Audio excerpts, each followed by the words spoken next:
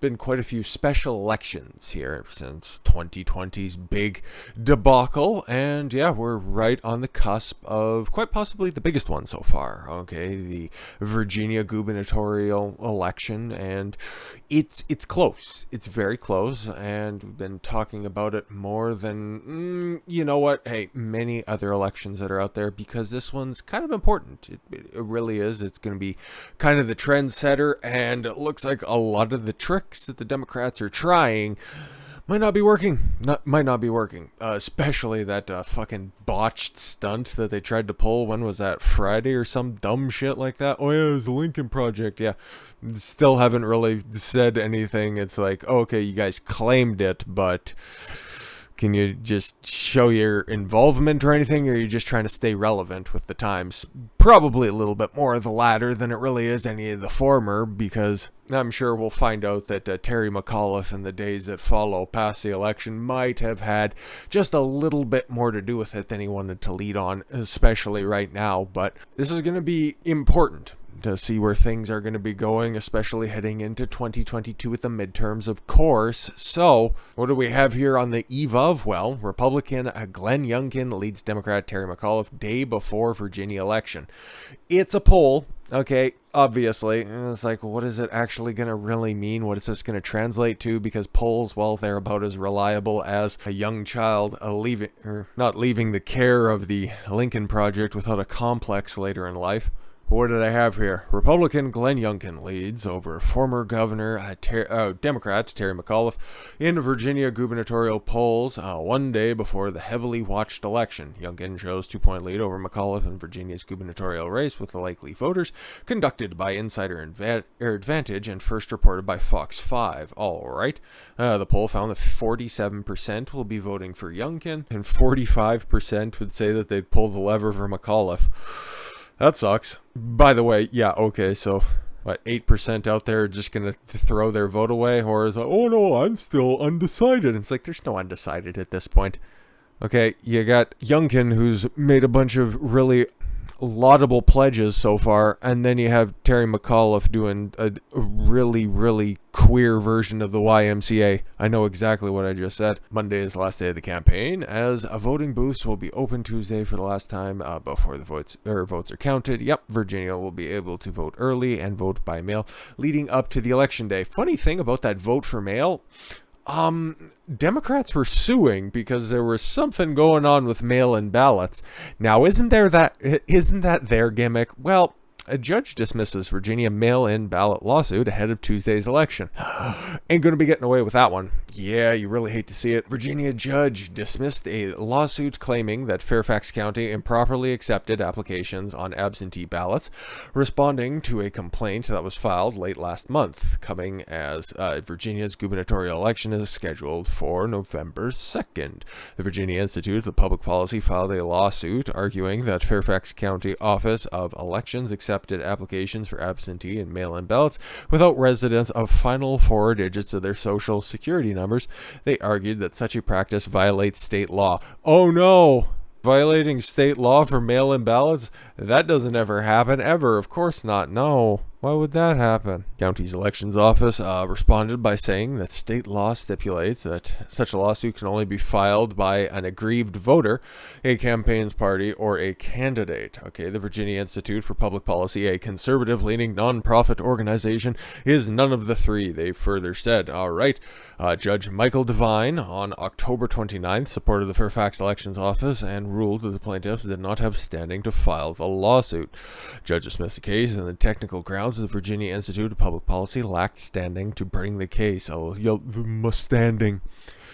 Christian Adams. Oh, J. Christian Adams. Sorry, the J is for, unless you fill in the blanks. President of the Public Interest Legal Foundation said in a statement after the ruling, his organization was involved in bringing the lawsuit. All right, so Fairfax County Office of Elections has not immediately responded to request for comment. Don't know how many mail-in ballots are out there, but who really knows if that's going to be playing a big issue in that one. But we know what the candidates are going to be doing on the eve of, or what they're doing right now. Well, Youngkin's out there campaigning, and Terry McAuliffe has taken the lead of Joe Biden and deciding to sit this one out on the last day. Cool. Democratic governor candidate Terry McAuliffe abruptly cancels rally on the eve of Virginia vote after he says, "Oh, state had too many white teachers." This guy's just the king of dumb-ass fucking hot takes. And Glenn Youngkin took a 1% lead in the race, and it could deal a huge blow to Biden. Yeah, because most of the people that work in D.C. Live in Virginia, okay? So, and also, if there's another, GOP legislature and governor, well, there's not too many Democrat clean sweeps that are out there. And yeah, Biden doesn't really have a lot of friends outside of mainstream press. Terry McAuliffe canceled a Virginia Beach campaign event on Monday, less than 24 hours before the gubernatorial election day, with polls showing the GOP challenger, Glenn Youngkin, edging ahead in a result that would be catastrophic for the Biden White House. Please elaborate more, a spokesperson for Democrat McAuliffe said, according to 13 News Now, that he will campaign in a different part of the state in a bizarre move on the eve of the race, seen as the first indicator of the administration's performance ahead of the 2022 midterms. We don't need a vote for that one. We can see how it's been received so far. Let's go, Brandon. McAuliffe and Youngkin have less than 1% polling gap. Oh no, it's about 2% now for each other, as Tuesday's Virginia gubernatorial race comes down to the wire on issues such as parental control and education and critical race theory in places such as Loudoun. Somebody very astutely pointed out that there's no extra N in there. I'll do my best to try to properly pronounce that, because words matter. Loudoun. Hopefully I don't have to just say it too many more times, because that place is just a cesspool of degeneracy. So the less we have to talk about that place, the better. But critical race theory throughout the state being taught in public schools, that's a thing. That is very much a thing, as much as some smooth brains out there want you to believe, I don't teach it, that's just a theory course for college. And it's like, whatever the hell you want to call it, you fucking dolts. It happens, okay? And if it's something that doesn't get taught in public schools, why do you care that much that it's getting banned? Something that Glenn Youngkin vows to do on day goddamn one if he is elected governor of Virginia, which is looking like a legitimate possibility, okay? It's not like Virginia is one of these places where, oh my God, finally it's a flipping to red after all of these years. It's been back and forth forever, okay? It's becoming one of those legitimate swing states. Not like Florida, and definitely not like Ohio, okay? If I ever see fucking Ohio on another swing state list, I'll consider doing some of my own swinging from a rafter affixed to a rope. Virginia's gubernatorial race continues to heat up over the influence of critical race theory in K-12 education, with a Republican candidate, Glenn Youngkin, vowing to ban the Marxist ideology on day one if elected. His Democratic opponent, Terry McAuliffe, was dancing like a fucking, disheveled old queen on stage. Insisting it has never been taught in public schools. Then he's just a liar. He's a fucking liar. We have them on tape. We have them trying to shape their curriculum around it. Like, what the fuck else do you need at this point? They just deny reality, so fuck them. With only 2 days left.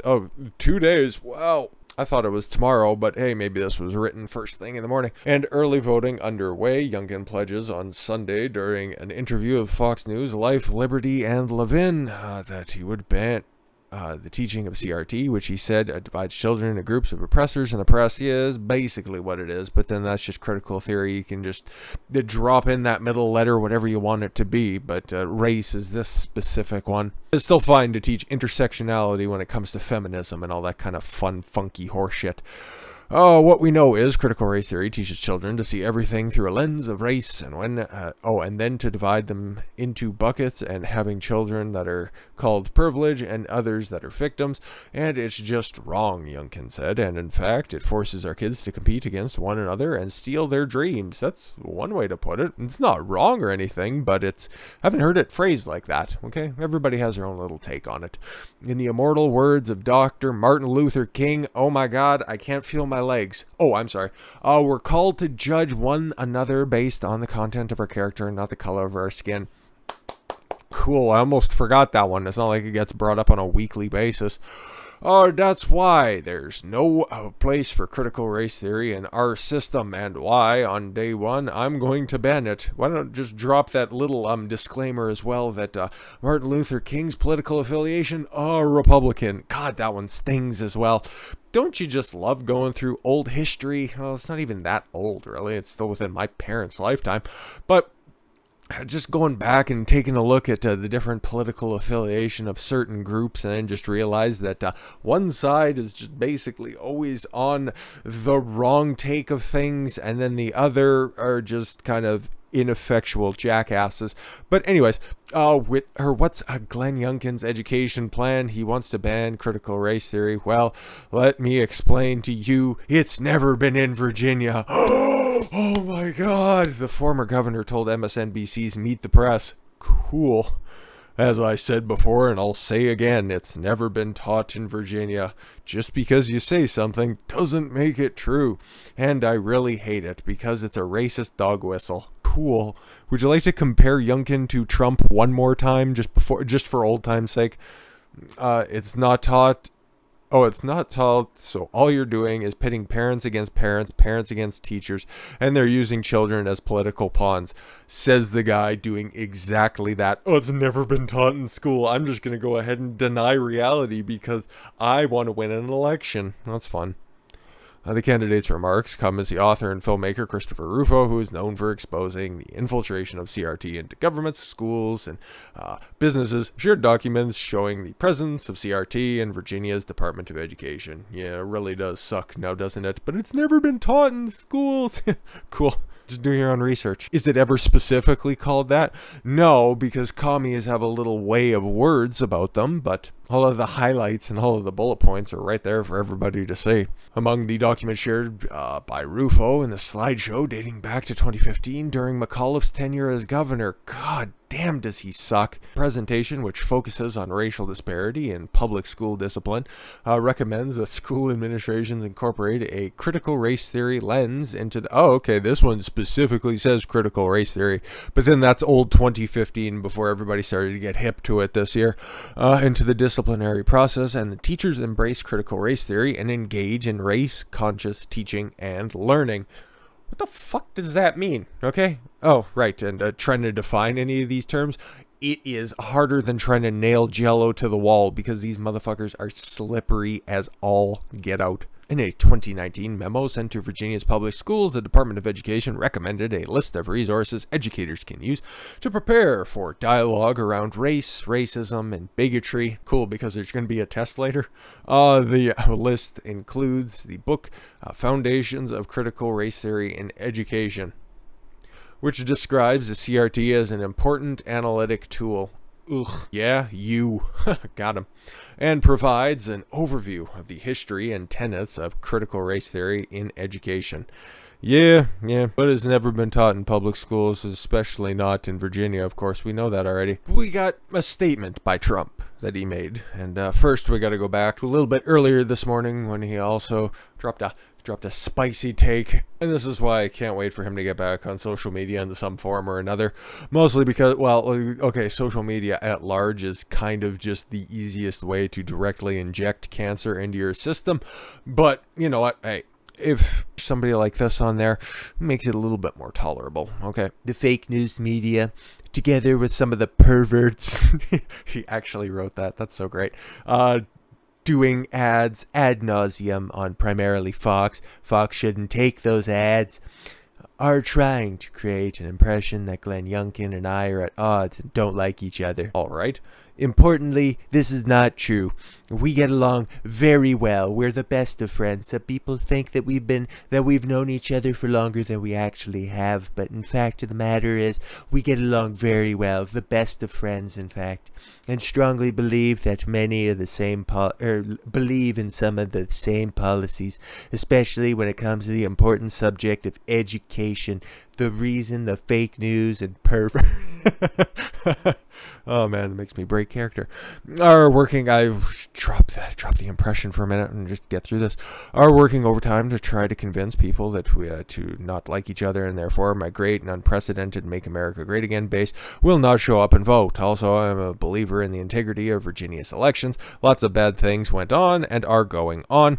The way you beat it was with to flood the system and get out and vote. Remember this: Glenn Youngkin is a good man, a hardworking man, a successful man. He loves Virginia and he wants to cut your taxes, save your children's education, and many other very good things. Terry McAuliffe is a low-life politician who lies, cheats, and steals. Viva la raza. He was a terrible high-tax governor and would be, if elected, an even worse governor again. I say to all our millions of followers, don't listen to the fake news and misleading advertisements written largely by already acknowledged perverts. I just hope, okay, for 2024 when he heads out on the campaign trail, because let's be honest, he's fucking running again. I hope he just calls more people perverts all the time. It would really warm the cockles of my heart. But yeah, this article here just kind of breaks down the statement, even though we just read it verbatim, but whatever. But I was unaware that there was a claim that somehow Youngkin was trying to distance himself from Trump, other than the fact that Terry McAuliffe here, who really just kind of looks like Andrew Cuomo with stage 4 cancer, he's just trying to tie Youngkin to Trump at every single fucking intersection he possibly can. I don't know why, but I would think that most people would see that as a sign that, you know, maybe this guy's kind of onto something, because the last time that the Orange Man was around, the things were a hell of a lot better in every conceivable metric. So maybe we will go ahead and vote for that guy, because if you're the alternative, if you are the mirror image of Glenn Youngkin, you can go fuck yourself. But I guess that there's some kind of a claim, all right? Election watchers, whoever these people are, say Youngkin has tried to distance himself from a polarizing figure like Trump so as to not alienate suburban... try to placate the wine moms. Go fuck yourself. And he's not, but whatever. But on Monday, Trump disputed that, blaming the narrative on perverts and fake news. I love it. Youngkin, meanwhile, has toyed with the idea of toyed with polarizing ideas himself, calling for an audit of Virginia's election system multiple times. Why not? Why not? Okay, again, just for posterity's sake, and because all of these other audits that were supposed to happen, they're not happening. We're never gonna fucking figure out what the hell went on, and it's not like it would really change anything. The only thing that audits can do at this point is figure out if there are any holes in the system, if there were any loopholes that were exposed, and then just try to close them up for the future, so that you always have a free, open, honest, and an election system that, even if you don't like the policies that are up for election, even if you don't like the candidates that are there, you can at least have faith in the process that it's being done to the utmost integrity, that you know what, hey, all elections should be carried out with. I think we can kind of all agree with that, but that's not the case, especially if you're, what's her fucking box up there in Michigan? Gretchen Whitmer. That was another story. It just didn't really fit with anything, but I'll just make reference to it, so if you'd like to search it out, you can yourself. She vetoed a bunch of bills that passed through the Michigan House in regards to voter ID and election integrity, a bunch of different reforms there. She vetoed them. Of course she would, okay? But it was all under the auspices that it would disaffect minority voters. So once again, she's just openly racist, thinking that minorities are too stupid and incompetent to get a government-issued photo ID, but whatever. That's her prerogative on life. It's just such a basic bitch claim at this point. It just does affect minorities. What do minorities want? More police. They hate the idea of defunding the police. They want the same or more. It's like, okay, well, be careful of what you wish for, because if they're going to be coming into your neighborhoods, they're going to be forcing those stupid COVID policies, but whatever. I digress. And all of them have government-issued IDs, so you just want to watch your own ass? Okay, well, good luck in 2022 once your terrible fucking reign of terror gets put up to public discussion. It's really gonna suck for you. But anyways, yeah, back to Youngkin. This is Virginia. Close, is the same half of the country, but you know what, hey, a little bit more hope there. Oh yes, talking about audits. Jesus Christ, that's where that fucking tangent began. Whatever. In early October, he argued an audit would enhance public trust at a Richmond event. It should if you explain it properly. Not like, we want to find out, we want to, only count certain votes. It's like, that's not what an audit's for. Okay, that's what CNN will tell you an audit is for, but no, honest actors will just, give you the full fucking picture. That's at least what I try to do. I grew up in a world where you have an audit every year. In business, you have an audit. Yeah, so let's just audit the voting machines, publish it so everybody can see it. The first time a political candidate had said, oh, cool, he's an outsider. Good, need more people like that. Listen, I know it's old and cliche to say, just drain the swamp. We don't need any more of these old career politicians. But when you take a look and you see the faces that are there in the crowds over and over and over again, that was never the intention of the founding fathers when they decided to create the Constitution. At the federal level, at the state level, at the local level, you come in, you do your dirt, and then you fuck off. Seems pretty simple, seems pretty straightforward, but a lot of people have just turned this into a very secure position for themselves, and term limits for literally everybody, that would be great, okay? But even Washington Post is starting to get hip. The fact that Biden doesn't sell nearly as much paper as Trump does, yeah. There's a lot of cope going on in mainstream media, and I think everybody kind of seen this happening. It's like, okay, yeah, you can stump for Biden, but be careful what you wish for, because you're going to be longing for the booming days of Trump, and it's taken, just about as much time as you figured it would. Virginia voters reject Biden's agenda heading into gubernatorial election Tuesday. Yeah, it really does suck to suck now, doesn't it? Many Virginia voters have rejected President Joe Biden's agenda heading into the gubernatorial election Tuesday, indicating Republicans may pull off a huge upset against Democrats. Is it really that huge of an upset? I didn't think so, but whatever. Biden's sinking popularity has emerged as the key factor dragging down the hopes of another party victory and making the state look, once again, like more of a battleground than a Democratic stronghold. No shit. The liberal Washington Post admitted Biden's rating among likely Virginia voters is underwater. It's actually pretty consistent with the rest of the country, which would kind of lead everybody to believe that it is, in fact, more of a battleground than it would be, the aforementioned Democratic stronghold. No shit. Biden, is only 46% approving and 53% disapproving. Yeah, sucks to suck, doesn't it? Just 1 year ago, Biden won Virginia by 10 percentage points. Cool.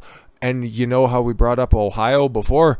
Same fucking result in favor of Trump, 9.8 points, right? Yeah, that's exactly what it was. But Ohio, still a battleground state, right?